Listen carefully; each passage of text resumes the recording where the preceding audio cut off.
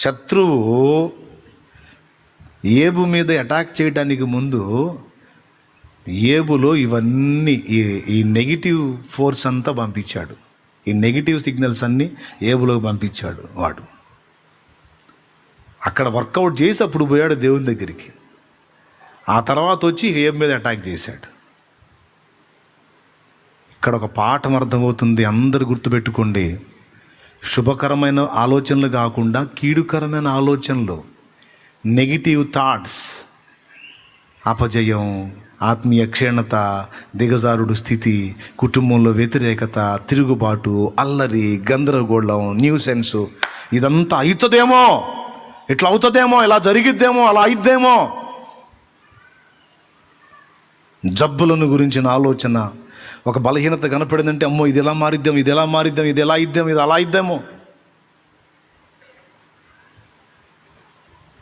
అప్పులను గూర్చిన భయం, కేసులను గూర్చిన భయం, జబ్బులను గూర్చిన భయం. షుగరు అని రిపోర్ట్ రాగా నీకు లెక్క వేసుకుంటాడు. కిడ్నీలు పోతాయి, కళ్ళు పోతాయి, గాయం పడితే తగ్గదు, హార్ట్ అటాక్ వచ్చింది, రక్తం చెక్కబడిద్ది. ఇదంతా మామూలుగా వేరే వాళ్ళకి వచ్చినప్పుడు ఇన్ని ఉంటారు కదా.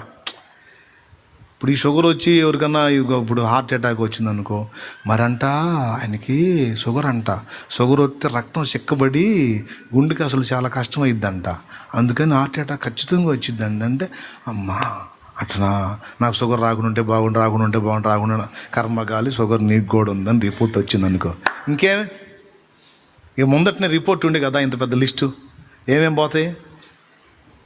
గుండె పోయిద్ది, కిడ్నీలు పోతాయి, కళ్ళు పోతాయి, కాళ్ళు తీసేస్తారు, ఏళ్ళు తీసేస్తారు, చర్మం మీద ఏమైనా పడినా తగ్గదు.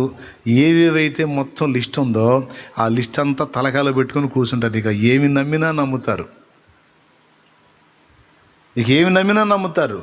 ఇక ఆకలి ఎక్కువ అవుతూ ఉంటుంది, ఎంత తిన్నా నీరసం వస్తుంటుంది, కళ్ళు తిరుగుతుంటాయి, తల తిరుగుతుంటుంది, చెమటలు పోతుంటాయి, లో బీపీ, హై బీపీ, ఆ బీపీ, బీపీ. ఇక ఈ లక్షణాలన్నీ ముందే లిస్ట్ అవుట్ చేసుకొని ఉంటారు కదా. ఇవన్నీ ఎక్కడ ఉంటాయి? ఇప్పుడు నీకు కూడా ఉంది అనగానే ఇక ఆ లక్షణాలు మొత్తం తన బాడీ మీద చూసుకుంటుంటాడు. ఇది వచ్చిద్దిగా, అది వచ్చిద్దిగా, ఇంకా రాలేదేంది, రావాలే,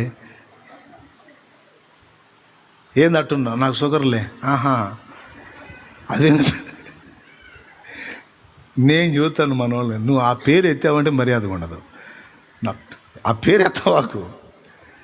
షుగర్ అందరికీ ఉంటుంది, కాకపోతే నీకు కొంచెం పర్సెంట్ పెరిగింది అంతే. అసలు షుగర్ లేనివాడు అసలు మొత్తానికి ఉండడం. ప్రతి ఒక్కడికి ఉంటుంది, లెవెల్స్ ఉంటాయి. స్తోత్రం. ఎంతమందికి అర్థమైందో? ఏమర్థమైందో? షుగర్ అర్థమైందా? ప్రార్థన చేయబోతున్నాలే. 2వ పాయింట్ చెప్పిన, ఏంటది?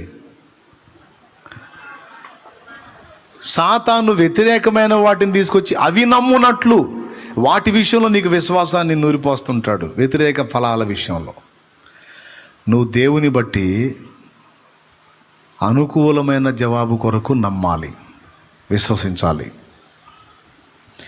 అలసిన నీ ఆశ ప్రభు తీర్చగా, చెదరిన నీ మది సరిచేయగా,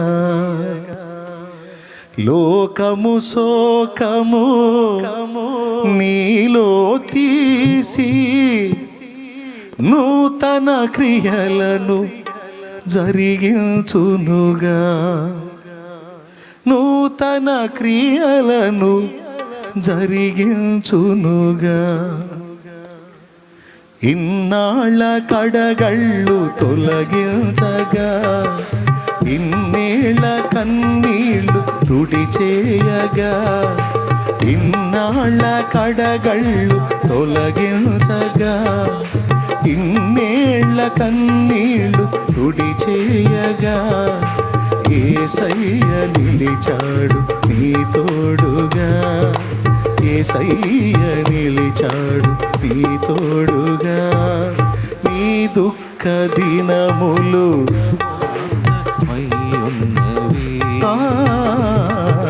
నీ బ్రతుకులో ముళ్ళు తొలగించబడి ఉన్నది. శుభం, ఆశీర్వాదం, దేవుని సమాధానం ఆయన సన్నిధి. ఆయన నుండి జయం.